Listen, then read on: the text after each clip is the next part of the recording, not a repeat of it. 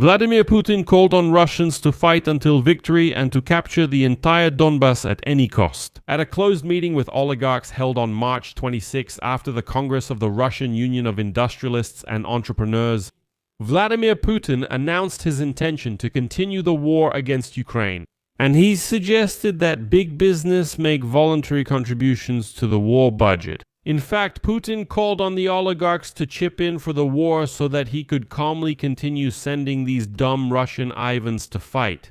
Well, what's telling is that some of the oligarchs agreed to pay Putin for continuing the war, while of course no one asked the Russian Ivans themselves anything. Moreover, Putin stated that big business shouldn't give in to the temptation to spend the extra export income that came as a result of rising prices. Из-за войны на Ближнем Востоке. Putin called for this money to be directed, of course, to the war, which only proves that as long as this balding maniac doesn't die, the war unfortunately won't stop. My name is Pechiy. Let's discuss this topic together. But before we start, I ask you to support the work of this YouTube channel with your like, your subscription, and possibly sponsorship or a donation. All the links and details on how to do this are in the description of this video. I would appreciate your interest. In addition, subscribe to my Telegram channel Pechiy News. The link to it is in the description of this video.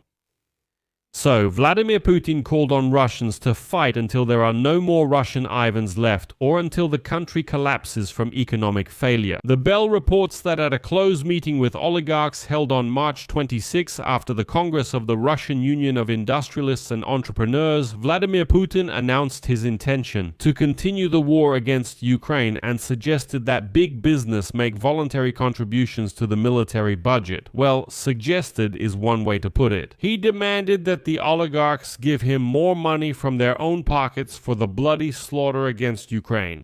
According to sources cited by the publication, Putin, with bloodshot eyes, he's a real maniac, declared that he would keep sending Russian Ivans to die in Ukraine until he captures all of Donbas. And he doesn't care how many more of these Russians die disgracefully in Ukraine. And as the publication writes, some businessmen responded to the request right at the meeting. So you need to understand that I recall at the start of the full-scale war, people called it Putin's war, but it's actually the war of all Russians. All Russians bear total responsibility for this bloody, unprovoked war. Don't pretend that you have nothing to do with it. Well, for example, Suleiman Kerimov promises to contribute 100 billion rubles for the continuation of the war.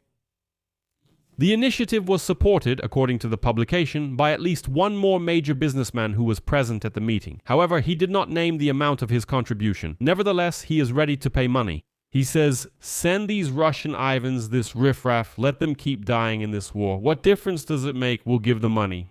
According to one of the publication's sources, the idea to shake down business during a difficult time for the country belongs to the head of Rosneft, Igor Sechin, who the day before expressed this position in a letter to Putin suggesting the issuance of war bonds as a mechanism for raising funds. But this is also further proof that the economy is falling apart at the seams.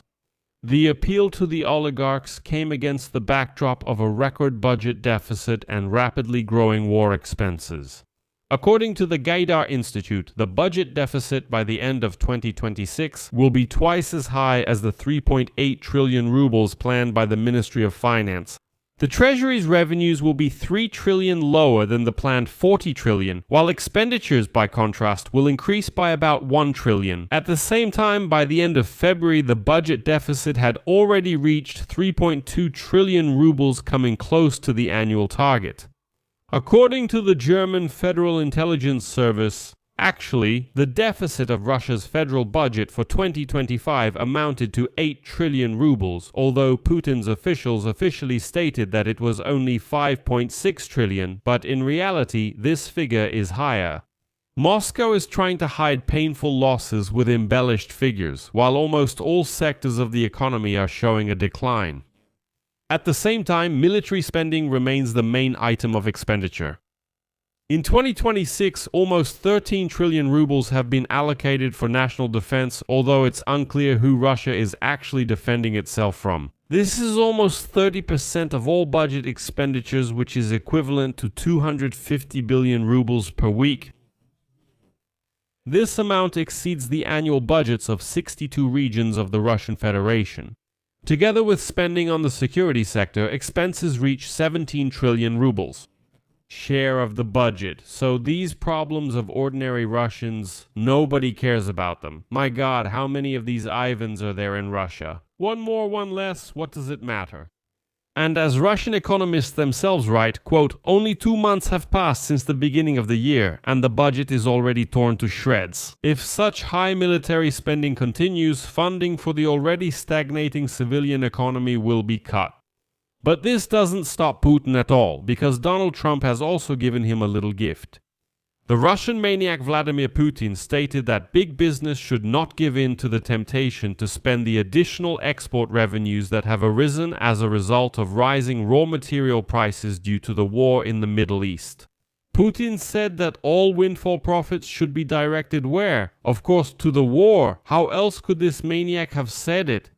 Next is a quote from Putin. Now, when the prices of our traditional exports are rising, but the markets are also unstable, there may be a temptation to take advantage of the situation, to get windfall profits, and as they say, spend them, use them for dividends, or, as far as the state is concerned, to inflate budget expenditures and government spending. We need to remain prudent and show moderate conservatism both in corporate and in government finances. Putin is basically saying we're making money on oil now. Thanks to Trump, but all this money, these ordinary unwashed Russians still won't see any of it. No, of course, it will go to the war. What did you think? Spend it on themselves? Did you think you could live it up? Not a chance. Ivan the Russian, know your place. The war in Iran, which has generally driven up oil prices, brought Russia record raw material revenues from oil exports last week, the highest since April 2022. The Russian economy earned almost $2.5 billion. This is 120% more than the week before the start of the US-Israeli strikes. Well, and here Putin came up with another way to milk these Russians. The government does not rule out introducing a windfall tax in a number of industries. Like, if some company is making more money because of this crisis in the Middle East, then the industry needs to be taxed. Take the money and direct it towards the war. Moreover, the Russian authorities already introduced a windfall tax in 2023 after commodity prices soared due to the start of the war against Ukraine. At that time, mining and metallurgy companies paid a total of about 300 billion rubles. Because of Trump's war in the Middle East, in addition to oil and gas, Russia may also profit from fertilizers. Russian producers control 23% of the world's ammonia fertilizer supply, 14% of the global urea market, and almost 40% of the potash market. Together with Belarus, which I remind you had its sanctions lifted. Trump lifted sanctions from Belaruskali, so I wouldn't be surprised if Russian potash is sold under the Belarusian brand. Well, you have to understand that after the Strait of Hormuz was blocked, fertilizer prices also skyrocketed. So you could say, you can confidently state that Russia is one of the main beneficiaries of the war in the Middle East, as a major producer of raw materials. And this only made Putin even more eager to continue the war against Ukraine. I'll leave it at that. Share your opinions and conclusions in the comments below this episode. Subscribe to the channel, hit the bell, and don't forget to like. If you want to support the work of this YouTube channel, you can do so through any donation, paid subscription, or sponsorship on YouTube, or through the PayPal platform, crypto wallets. All the details are provided. How to do this? All the links are in the description of this video. I will be grateful for any support you give. And subscribe to my Telegram channel, Pechiy News. The link is in the description of this video. That's all for now. Take care of yourselves. Goodbye, everyone.